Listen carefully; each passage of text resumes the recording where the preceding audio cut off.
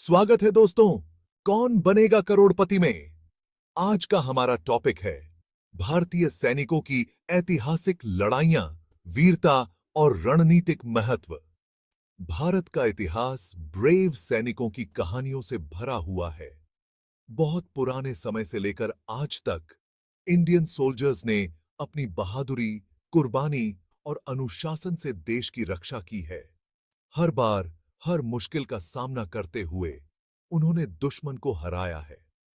आज हम उन वीर सैनिकों को याद करेंगे, उनके बलिदान को नमन करेंगे और उन बैटल्स को फिर से जिएंगे जिन्होंने भारत को बनाया। तो रेडी हैं आप इस जर्नी के लिए। साल था 1999, महीना मई का। बर्फ से ढकी हुई कारगिल की चोटियों पर दुश्मन ने छिपकर धोखे से हमारी ही जमीन पर कब्जा करने की कोशिश की। लेकिन इंडियन सोल्जर्स बर्फीले तूफानों और ऊंचे पहाड़ों के बीच मौत से नहीं डरे। ऑपरेशन विजय शुरू हो गया और एक ऐसी लड़ाई शुरू हुई जो हमेशा याद रखी जाएगी। कैप्टन विक्रम बत्रा, जिन्हें शेरशाह भी कहते हैं, ने दुश्मनों पर बहुत वार किया। ये दिल मांगे मोर, उनका यह नारा कारगिल में गूंजता रहा। लेकिन यह जीत आसान नहीं थी। बहुत से जवान शहीद हो गए। कैप्टन मनोज पांडे, जिन्होंने अपने आखिरी शब्दों में कहा था, न छोड़नू बंदूक को। कारगिल युद्ध ने दिखा दिया कि इंडियन सोल्जर्स किसी भी मुश्किल से लड़ सकते हैं। यह युद्ध सिर्फ जमीन के लिए नहीं था। यह युद्ध था हमारे हौसलों का, हमारे जज्बे का, हमारे बलिदान का। और इस युद्ध में इंडियन सोल्जर्स जीते क्योंकि उनके साथ थी पूरी देश की दुआएं और उनके अंदर थी देशभक्ति की आग।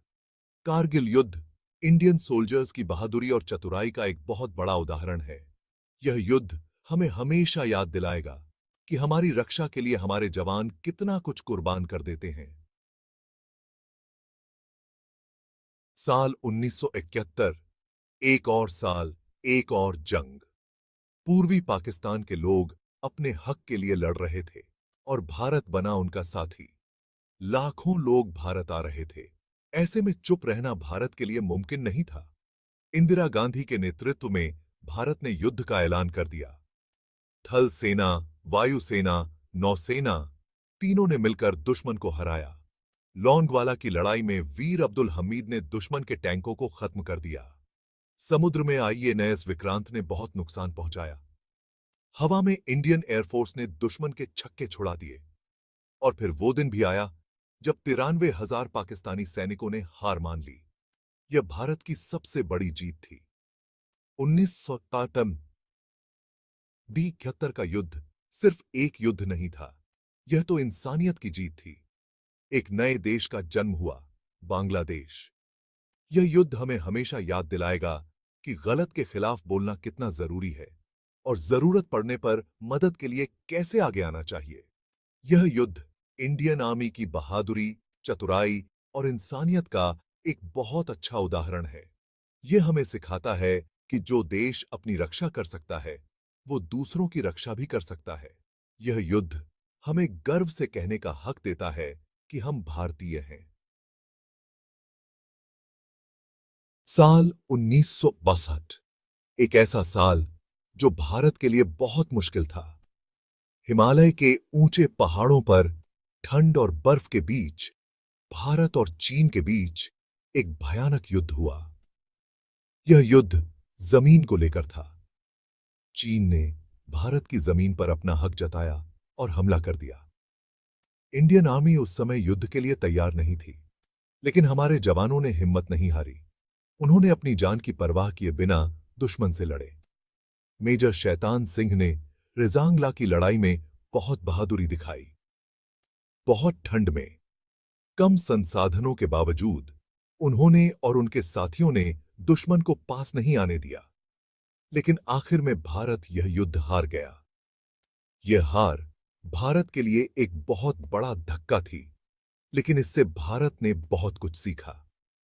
इस हार ने भारत को अपनी आर्मी को और मजबूत बनाने पर मजबूर किया। इसके बाद भारत ने अपनी सैन्य शक्ति को बढ़ाया। 1900 ईसा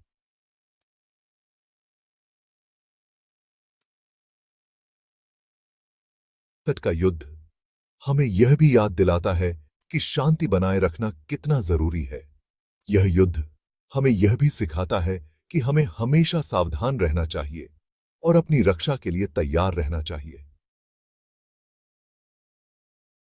साल 1965 एक बार फिर पाकिस्तान ने धोखे से कश्मीर पर कब्जा करने की कोशिश की। ऑपरेशन जिब्राल्टर के तहत उसने घुसपैठियों को भेजा, लेकिन इंडियन आर्मी तैयार थी।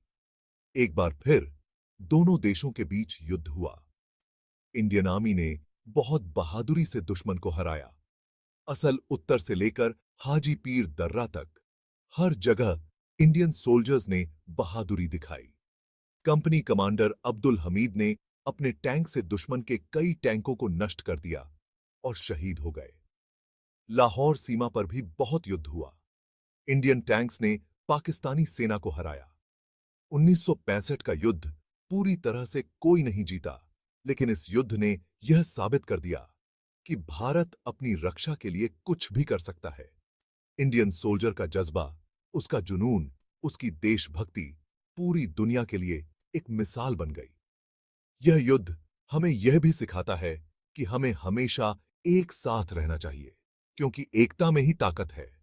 जब तक हम एक हैं, कोई भी दुश्मन हमारा कुछ नहीं बिगाड़ सकता।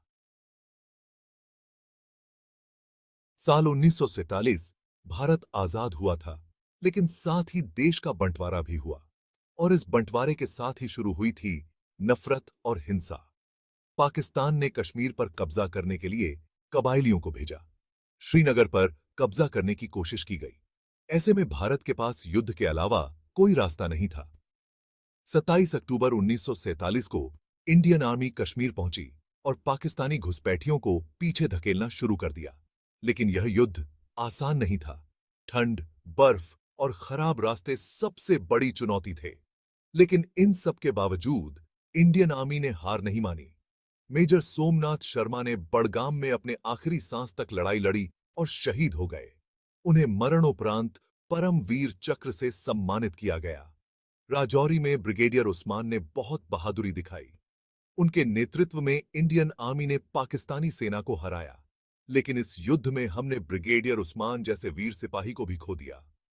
1900 आई सत्यु आए कायज बुसुह 48 का युद्ध लगभग 15 महीने तक चला।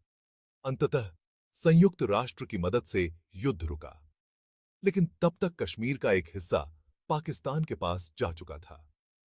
यह युद्ध भारत के लिए एक कठिन परीक्षा थी। यह युद्ध हमें यह सिखाता है कि हमें अपनी आजादी की रक्षा के लिए हमेशा तैयार रहना चाहिए। यह युद्ध हमें उन वीर जवानों की वीरता और बलिदान को याद दिलाता है, जिन्होंने देश के लिए अपना सब कुछ दे दिया। दोस्तों, ये थी कुछ ऐतिहासिक लड़ाइयां जिन्होंने भारत को बनाया। ये लड़ाइयां सिर्फ जंग नहीं थीं, बल्कि ये थे हमारे सैनिकों के साहस, बलिदान और देशभक्ति की कहानियां।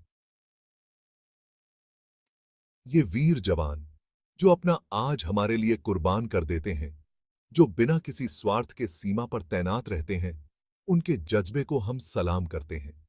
उनके बलिदान को हम कभी नहीं भूल सकते। आज हम सभी का कर्तव्य है कि हम अपने वीर जवानों का सम्मान करें, उनके परिवारों का ख्याल रखें, क्योंकि उन्हीं की वजह से हम आज यहां चैन की जिंदगी जी रहे हैं। जय हिंद।